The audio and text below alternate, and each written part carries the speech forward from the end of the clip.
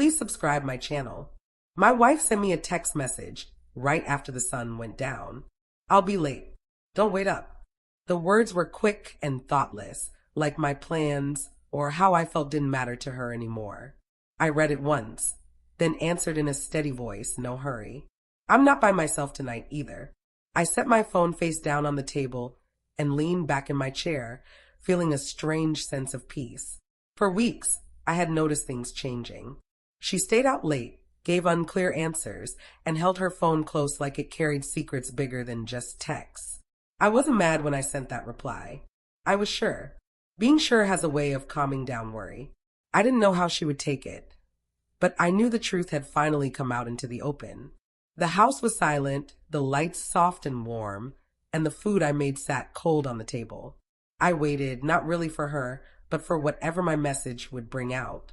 Sometimes one quiet sentence can uncover everything that was hidden under everyday lies. 10 minutes later, I heard the front door bang open. She rushed in, her eyes full of anger, her purse still hanging from her shoulder. "What did you mean by that message?" she asked sharply, her tone full of demand. She glanced around the family room fast, looking for someone, some kind of proof. I stayed seated. I didn't stand up. I just looked at her and let the quiet grow. Her anger was strong, but it seemed practiced, like a shield. She said I was playing tricks, trying to upset her on purpose. I saw her hands tremble a little, showing she wasn't as sure as she acted.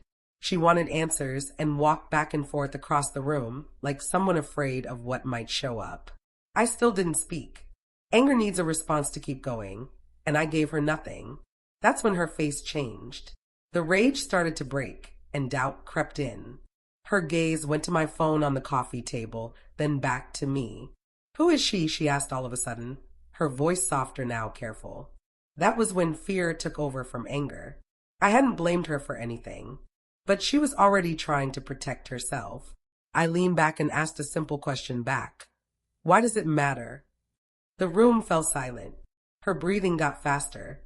She began speaking quickly, explaining things I hadn't even brought up: stress from her job, time with friends, mix-ups. Each excuse stacked on the others, making a story that seemed weak and hurried. I saw then how strong silence can be when the truth is already clear. I didn't have to prove a thing. Her own response did that for me. People don't get scared unless they're worried about getting caught, and fear only comes when there's something important to hide. She stopped walking and stared at me, trying to read my expression. She looked for anger, jealousy, or pain, but found nothing. "Say something," she insisted, her voice cracking a bit. I told her quietly that I already knew more than she realized. That one sentence broke what was left of her control. Her shoulders dropped, and the anger left her eyes, turning into fear. She asked how long I'd known, what I'd found out, who had told me. I didn't answer any of it. I didn't have to.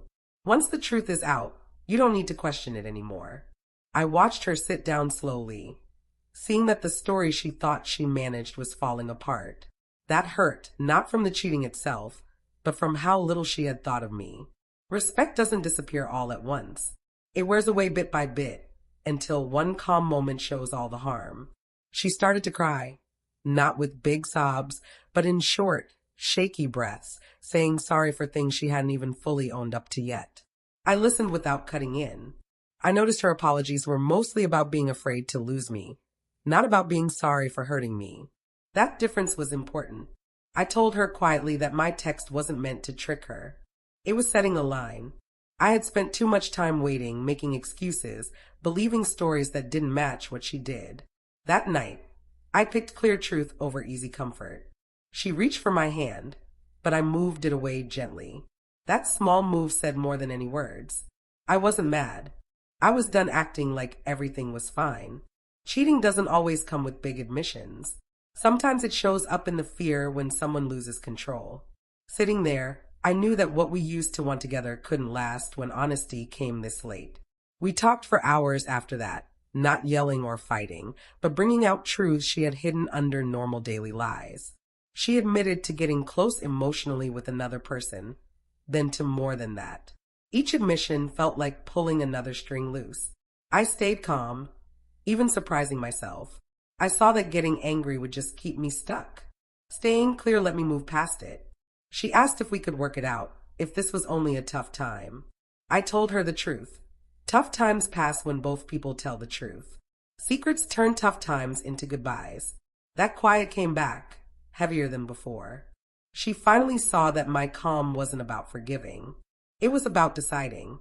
I wasn't choosing on a whim. I had already made up my mind when I sent that text. Everything after was just proving it.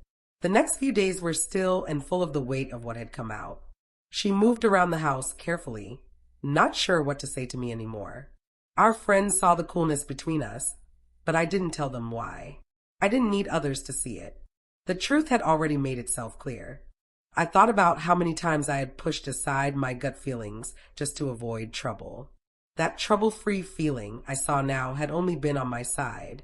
Letting go didn't feel like losing. It felt like truth finally arriving. She asked one more time if I was certain. I said yes. Being sure doesn't make noise. It just stays. The fear I saw in her eyes that night wasn't only about losing me. It was about being truly seen.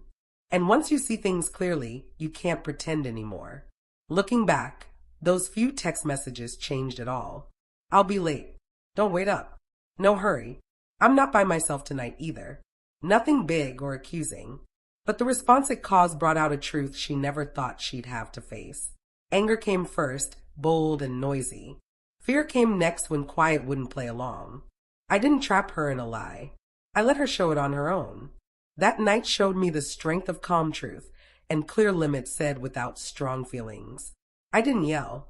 I didn't beg for answers. I just stopped waiting. And by doing that, I got back something I didn't even know I'd given away. My own respect for myself. Some endings don't start with cheating. They start when you finally stop letting doubt feel like love.